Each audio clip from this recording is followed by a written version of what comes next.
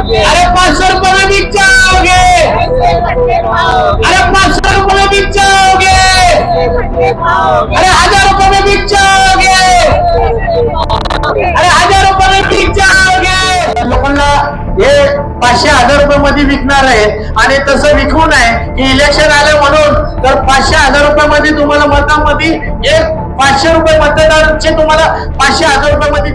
मी सध्या आहे पुणे इंटरनॅशनल एअरपोर्टच्या पाठीमागच्या कलवड वसाहतीमध्ये आणि इथं नागरिकांनी एक वेगळं आंदोलन असं घेतलेलं आहे। आंदोलनाचे त्यांनी घोषणा दिलेली आहे, 500 रुपये में बिक जाओगे तो ऐसे खड्डे पाओगे। त्याला कारणही तसंच आहे, कारण की इथल्या कलवड वसाहतीमधल्या रस्त्यांची अक्षरशः तुम्ही तर बघू शकता चाळण झालेली आहे, नागरिक त्रस्त झालेले आहे। पुणे महानगरपालिकेने त्यांना वारेवर सोडल्यासारखं इथं आता चित्र उभं राहिलेलं दिसत आहे। आपल्याबरोबर काही नागरिक आहेत ज्यांनी आंदोलन घेतले आहे, त्यांच्याशी बातचीत करून जाणून घ्या संपूर्ण समस्या, संपूर्ण मुद्दा। रफिक जी, मोठं असं आंदोलन घेतलेलं तुम्ही, 500 रुपये में बिक जाओगे तो ऐसे खड्डे पाओगे, म्हणण्याचं काय आहे तुमचं उद्देश? मी सामाजिक कार्यकर्ता रफिक शेख की आम्ही जो घोषणा आहे की 500 रुपये मध्ये विकणार, 500 रुपये में बिक जाओगे तो ऐसे रस्ते पाओगे।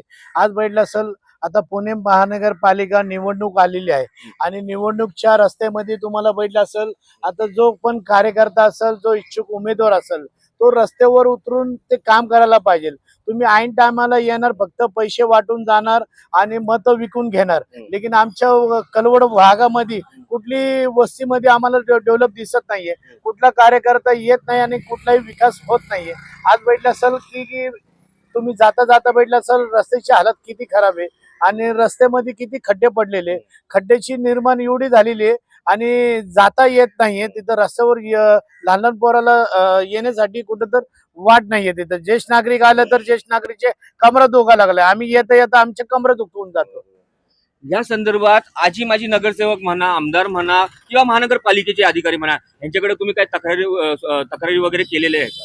बघा, पुणे महानगरपालिका आम्हीला वारंवार तक्रार देतो आणि पुणे महानगरपालिकेला तेवढं पुरतं डांबरीकरण करून जाते आणि तेवढं पॅचेस मारून जातो। आज बैठला असेल आमदारकी आली होती, आम्ही आमदारकीमध्ये पण सर्व इच्छुक आमदार आले होते, जसे की तुम्ही बैठला असेल बापू पठारे आले असेल, सुनील टिंगरे असेल आले असेल, या जगदीश मुळीक आले असेल, हे सर्वांनी बैठलं असेल की इथं विकास कामं नाही, फक्त मत मागण्यासाठी येतात। आता पुणे महानगरपालिका निवडणूक आलेली आहे, आता निवडणूक मध्ये सर्व कार्यकर्ते इच्छुक उमेदवार यांना काम करण्याची गरज होती। आता ह्या काम करण्याच्या टायमिंगला कोणी दिसायला तयार नाही मैदानामध्ये आणि त्या टायमिंगला तुम्ही जनसंपर्क त्यांचे उघडलेले असतात, त्यांचे ऑफिस उघडलेले होतात की इलेक्शन जवळ आल्यानंतर त्यांचे जनसंपर्क ऑफिस उघडल्यानंतर मग आता इलेक्शन लांब पळाल्यानंतर ते पळून गेले। आज आमच्या कलवडवाशीला बेवर्षी सोडलेले, आज इथं दलित आणि मुस्लिम वर्ग राहतात, आता इथं कुठेतरी विकास होणं गरजेचं होतं, लेकिन इथं कुठे विकास दिसत नाही। की मला इथं सर्वांना प्रश्न आहे की इथं दलित मुस्लिम राहण्यामुळं की इथं विकास करण्याचा मला भाग नाही का? बाजूला विमान नगर आहे, बाजूला टिंगरे नगर आहे, बाजूला धानोरी आहे, या भागामध्ये तुम्ही सिमेंट रोड करतात, या भागामध्ये डांबरीकरण तुमचे चांगले होतात, मग आमच्या कलवडमध्ये का बेवर्षी करतात?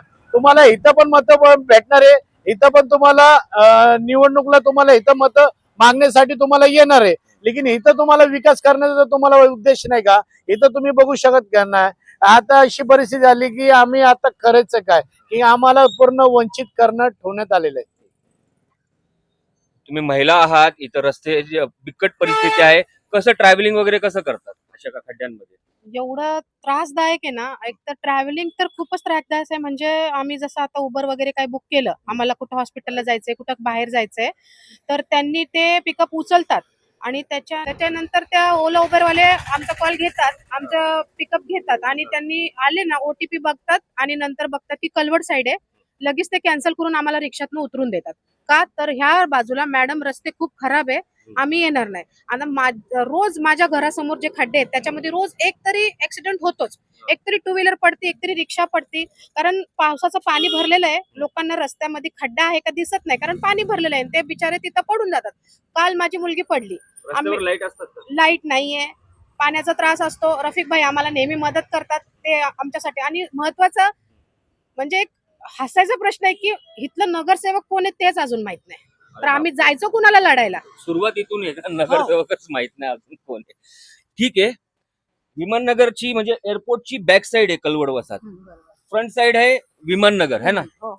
तिथं चकाचक रस्ते आहेत, सगळं चकाचक आहे, मात्र इथं झिरो परिस्थिती, वेगळी परिस्थिती. असं का?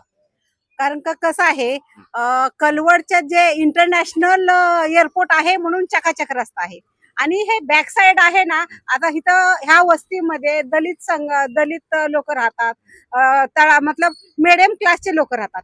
त्याच्यामुळे ह्या विभागाला दुर्लक्ष केलेले जातात. म्हणजे ह्या विभागाचा, ह्या कलवडचा वालीच कोण नाहीये, वालीच कोण नाहीये. त्याच्यामुळे एक प्रकारे दुर्लक्ष भाग म्हणून हे घटक म्हणून मानले जातात. म्हणून काय मानलं काय नाही मानलं काय, त्याच्यामध्ये आता या वेगवेगळे लीडर लोक येतात, त्या एअरपोर्ट लोकांनी चकाचक रस्ता असतो, पण लीडर लोकांनी कधीतरी आमच्या कलवडच्या वस्तीमध्ये येऊन ते खड्डाखुड्डीचं काय प्रमाण आहे हे त्याच्यानी ही करायला पाहिजे, अनुभव घ्यायला पाहिजे. साधारण ह्याच्यामधून, ह्या रस्त्यामधून जर समजा एखादी प्रेग्नंट महिला जर दवाखान्यासाठी जात असेल तर ती ह्याच्यासाठी ती महिला दवाखान्यात जाईपर्यंत डिलिव्हरी होईल अशी कंडिशन या वस्तूची आहे. 100%. आणि दुसरी गोष्ट, जे वयस्कर माणसं आहेत ते एखाद्या वेळेस बाबा काय पडले केले तर त्यांना जे काय प्रॉब्लेम आहे ती हॉस्पिटल जाईपर्यंत डबल टिबल प्रॉब्लेम होईल, हे अशी कंडिशन आहे. ह्या कलवड रस्त्यामध्ये रस्ता कुठं आहे आणि पाणी कुठं आहे आणि खड्डा कुठं आहे हे समजत नाहीये. आणि विशेष म्हणजे ह्याच्यामध्ये कोणतं जरी संध्याकाळी जरी कलवडला यायचं म्हणलं तरी भाडं स्वीकारत नाहीये. कारण आम्ही विचारलं का तुम्ही स्वीकारत नाहीये, तर कारण मॅडम काय आहे, खूप कलवड म्हणलं ना म्हणजे एका प्रकारे दुर्लक्ष भाग म्हणून जाण्याचं ठिकाण आहे असं हे गृहीत धरलंय. म्हणून मग असं का एकाला चांगली वागणूक आणि दुसऱ्याला दुय्यम वागणूक अशी का? मग हे आम्ही सरकारला विनंती करतो की आमच्याकडे का दुर्लक्ष तुम्ही करतात. आणि विशेष म्हणजे ह्या कलवडमध्ये 2 डिव्हिजन मध्ये वार्ड विभागला गेलेला आहे. त्याच्यामुळं कॉर्पोरेटर 2 जरी कॉर्पोरेटर आले, एक कॉर्पोरेटर म्हणतो तो करेल, दुसरा म्हणेल तो करेल, म्हणजे कसं आहे दोन्ही घरचा पाहुणा उपाशीच ना. म्हणजे अशी कंडिशन आहे. म्हणून आम्ही मनंबाला विनंती करतो, आमच्या कलवड विभागामध्ये आमची विनंती करून आम्हाला कलवडमध्ये पॅच टाकून देऊ नका. आम्हाला पॅच टाकून देतात, रफिक भाई येतात पॅच टाकतात, त्यांना बी कोण सहकार्य करत नाहीये. 2 मिनिटाची रहदारी थांबवू शकत नाही. ते पॅच टाकलं, पाणी पडल्यामुळे खड्डे निर्माण होतात आणि नंतर जैसे थे वैसे. मग असं करण्यापेक्षा तुम्ही आम्हाला परमनंट रस्ता करून द्या ना.